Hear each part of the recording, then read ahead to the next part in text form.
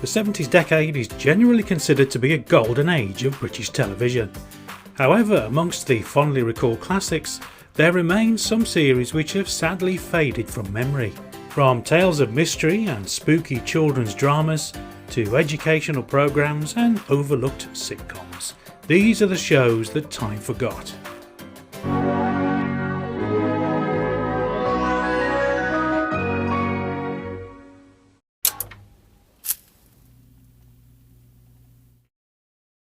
This is Orson Welles speaking. Perhaps the greatest mystery surrounding Orson Welles' Great Mysteries is how this fine anthology series is so forgotten today. The calibre of the actors involved is quite extraordinary, starting of course with the legendary Orson Welles, who provided the on-screen introduction to each episode, his mere presence adding huge gravitas to the series. Guest stars throughout the 26 episodes included the likes of Michael Gambon, Christopher Lee, Ian Holm, Jose Ferrer, Peter Cushing, Susanna York, Eli Wallach, Patrick McGee and Donald Pleasance. The excellent theme tune was composed by John Barry, most famous for his association with the James Bond films.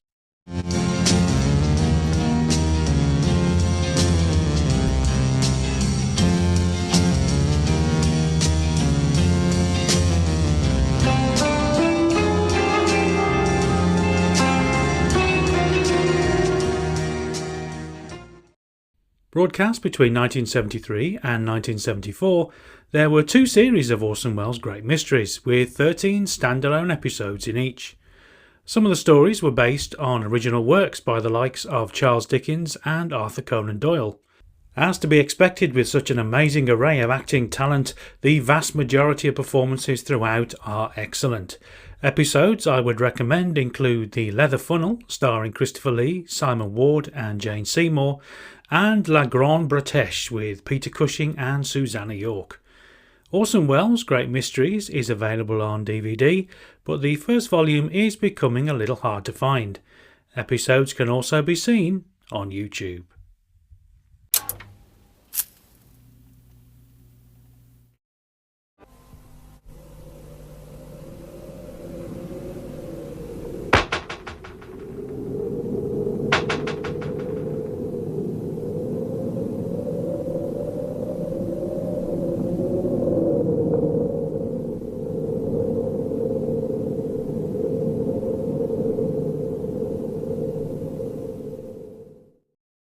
Amazingly, that intro was for a children's television series, and if you thought that was spooky, take a look at this one.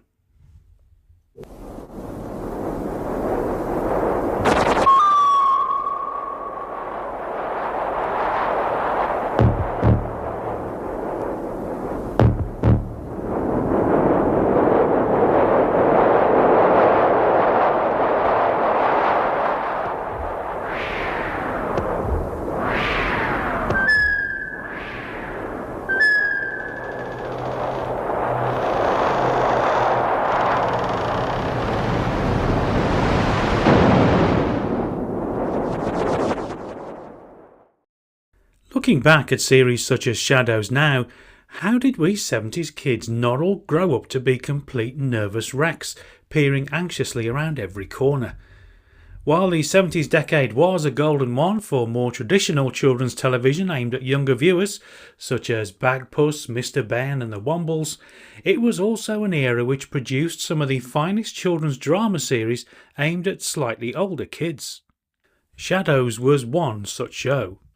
Showcasing a different story every week, episodes dealt with subjects such as the supernatural, witchcraft, magic and fantasy.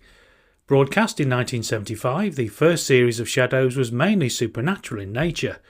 By the time of the third and final series in 1978, the overall tone had become a little lighter and more whimsical, although the odd episode with a darker theme would still occasionally pop up.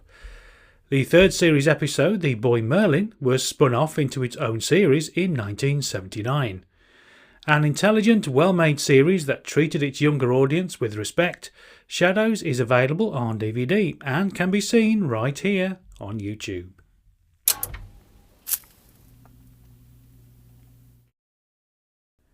A more traditional light-hearted children's series, the little-remembered Lord Tramp starred the prolific comedy character actor Hugh Lloyd in the title role of Hughie Wagstaff, a self-styled gentleman of the road who suddenly inherits a vast fortune, a title and a 50-room country manor house.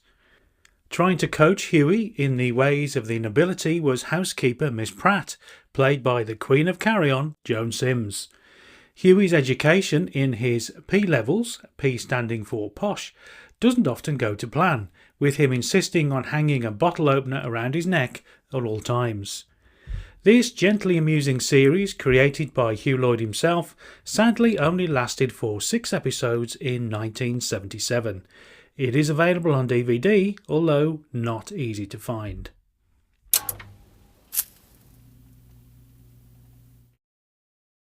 One of those television series that is strangely only forgotten until you are reminded of it, Paint Along with Nancy brightened up many a weekday afternoon in the mid-70s. Nancy Kaminsky was an Italian-American artist who found her greatest fame with this British-made educational series. Using easy-to-follow methods such as dividing the canvas into squares, Nancy taught an entire generation the basic skills required to become an artist, almost becoming the Delia Smith of the art world. Broadcast over 52 episodes between 1974 and 1978, Paint Along with Nancy was one of those slightly quirky TV shows that seemed to fit perfectly with the overall vibe of the decade that was the 1970s. Another educational series you may not immediately recall on the move just by its title, but how about if I show you this?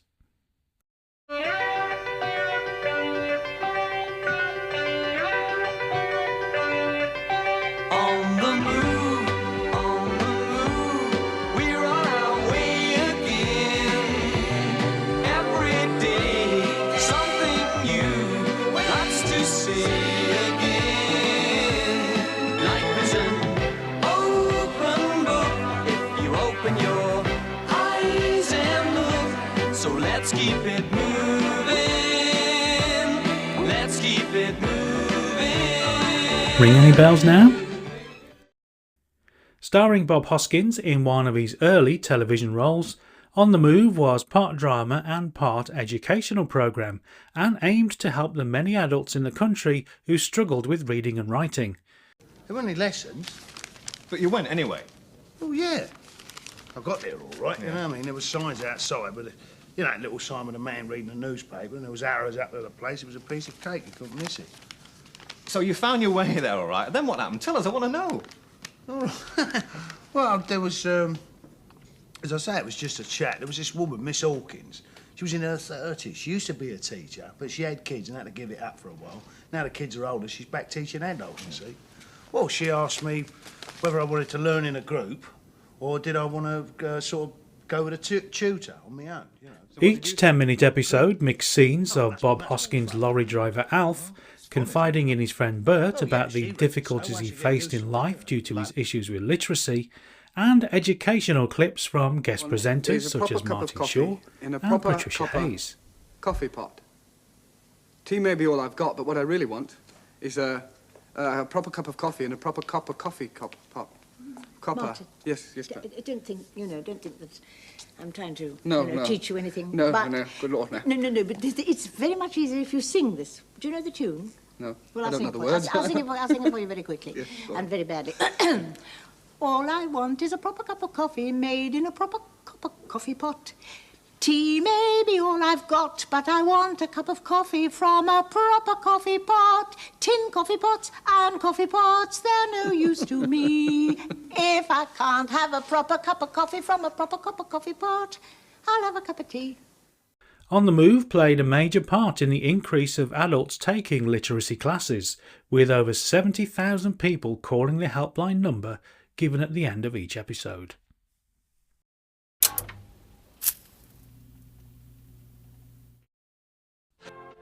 Another early television role for Bob Hoskins came in the 1974 sitcom Thick as Thieves, in which he co-starred alongside John Thor. We make ends meet and we live on the street where the pulling in the houses down, down, down. Life's just making do, my love. We just have to see it through, my love. And if we have to live right too, my love, we'll do the best we can.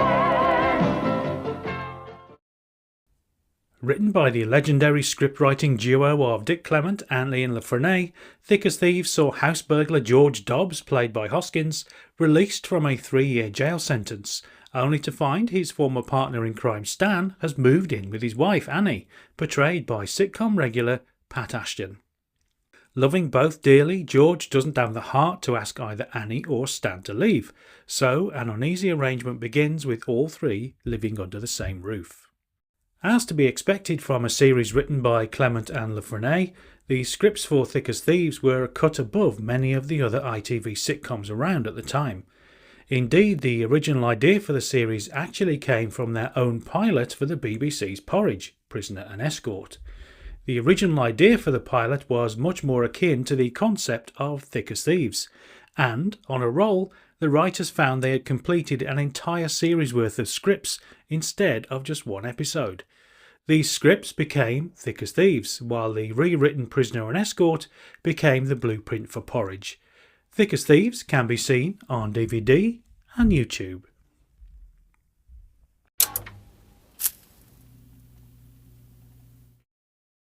Far better known as a regular segment on the classic 1950s radio comedy series Take It From Here, The Glums was first revived for television as a collection of sketches on the ITV variety show Bruce Forsyth's Big Night. The eponymous family then received a full series of their own in 1979. Reusing many of the old radio scripts, the Glums television series featured only one of the original radio cast, the great Jimmy Edwards as family patriarch Pa Glum. Replacing Dick Bentley as Ron Glum was Ian Lavender, while Patricia Brake took on the role of Ron's fiancée Eth, portrayed by June Whitfield on radio. Hello, hello, hello. Here's a sight for sore eyes. Would have been if I hadn't been able to find this little length of clothesline I got here. Oh, dear. Oh, what's the matter with Ron, then? Oh, Dad. Oh, Dad. I'm bad, Dad. Dad, I feel awful. Daddy, I want him to die. I'm afraid he's a little merry. What? My Ron? Never. Oh, yes, yes. He's well away, yeah. Off at all meetings, including Warwick. As Shakespeare said so eloquently, Titus and Neutus. With the original radio scripts of Frank Muir and Dennis Norden being used again, the Glums televisual outing was every bit as funny as its radio predecessor. Jimmy Edwards was as reliable as ever as the beer-swilling Pa Glum, while Ian Lavender and Patricia Brake provided excellent support. Lasting for just one series of 8 episodes, The Glums is available on DVD, but not easy to find.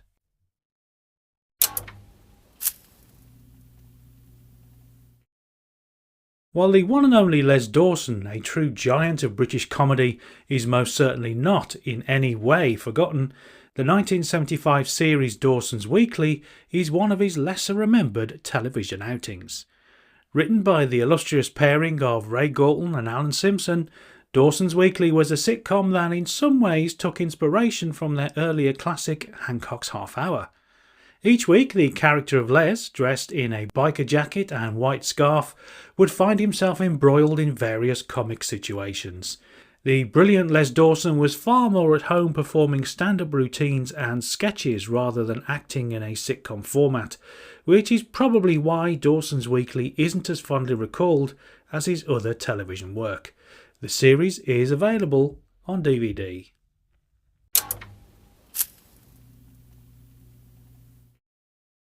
Based on a collection of stories compiled by a former Director General of the BBC, the Thames television anthology series The Rivals of Sherlock Holmes highlighted some of the other detectives who were plying their trade in Victorian and Edwardian London at the same time as a famous Baker Street sleuth.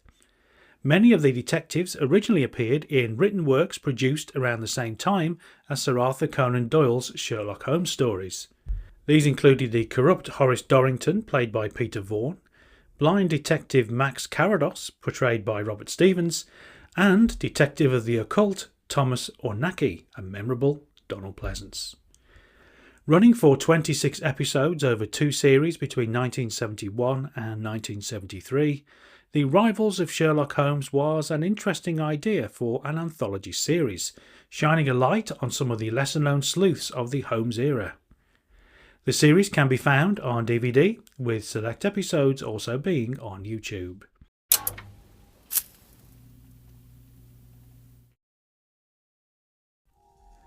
As with Shadows featured earlier in the video, Raven is another example of a children's television series from the 1970s that left an indelible impression on many young viewers who saw it.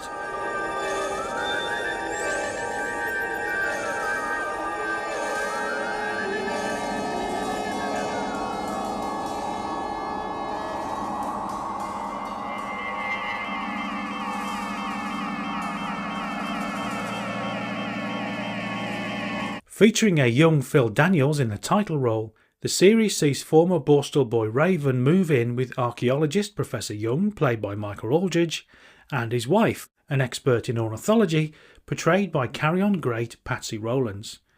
Mixing the legend of King Arthur with occult fantasy and a modern-day battle to save an ancient cave system from toxic waste dumping, Raven was an intelligent and engaging children's drama that programme makers seemed to do so well in the 70s. Although Raven is available on DVD, new copies are now quite difficult to find. Do you remember any other TV series featured today? Are there any other forgotten television shows from the 1970s that you would love to see in future videos? Do please let me know in the comments. As always, many thanks for watching, and do join me next time for more nostalgic goodness.